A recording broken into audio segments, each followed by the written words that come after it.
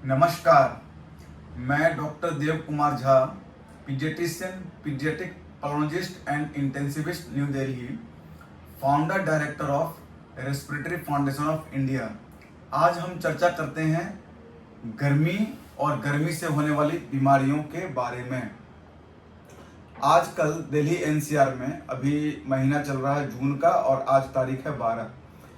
तो एनवायरनमेंट का टेम्परेचर बहुत ज़्यादा बढ़ चुका है और ये बढ़ता ही जा रहा है। तो इससे परेशानी क्या हो रही है उसको हम समझें और उससे कैसे बच सकते हैं उसको हम समझें। तो परेशानी सबसे पहले मैं स्किन से शुरू करता हूँ। जब आप बाहर निकलते हैं धूप में तो आपके शरीर पे दाने निकलने शुरू हो सकते हैं। तो साधारण दाना जिसको प्रिकली हीट बोलते हैं वो तो साधारण है।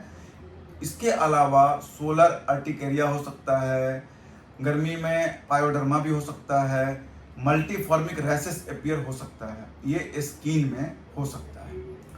पानी की कमी हो जाती है। पानी की कमी हो जाने से आपका गला सूखने लगेगा, मुंह सूखने लगेगा, पेशाब कम हो जाएगा और जल्दी से पानी का कमी पूरा करना होता है। अगर नहीं किए तो किडनी डैमेज होने का खतरा होता है।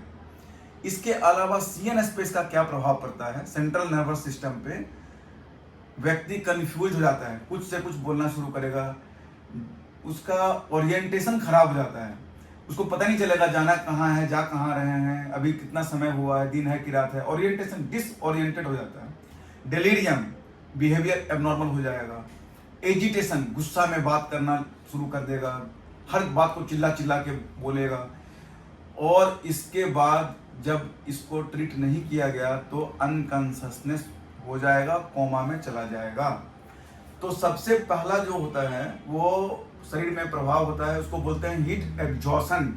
हीट एग्जॉशन जो है वो वार्निंग साइन है।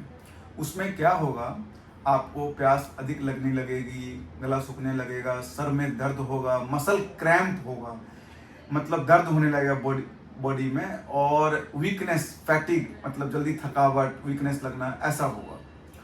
इसी समय में आपको तुरंत ट्रीटमेंट करना होगा। तुरंत आप किसी ठंडे जगह पे चले जाइए, पानी पीना शुरू कर लीजिए, वेल हाइड्रेटेड रखिए अपने आप को। अगर ऐसा नहीं किए तो ये फिर प्रोग्रेस करेगा और हीट स्ट्रोक में कन्वर्ट कर सकता है। और हीट स्ट्रोक बहुत ही खतरनाक होता है। उसमें बॉडी का सेट टेम्परेचर ही डिस्टर्ब हो जाता है। उसमें टेम्परेचर एकाएक शूटअप कर सकता है 40 डिग्री सेल्सियस बॉडी का, 104 डिग्री फ़ारेनहाइट, 105, 106 ऐसा जा सकता है। और पोंटाइन हेमरेज हो सकता है, ब्रेन के अंदर हेमरेज हो सकता है, बेहोशी हो जाएगी, मल्टी ऑर्गन फेलियर हो जाएगा।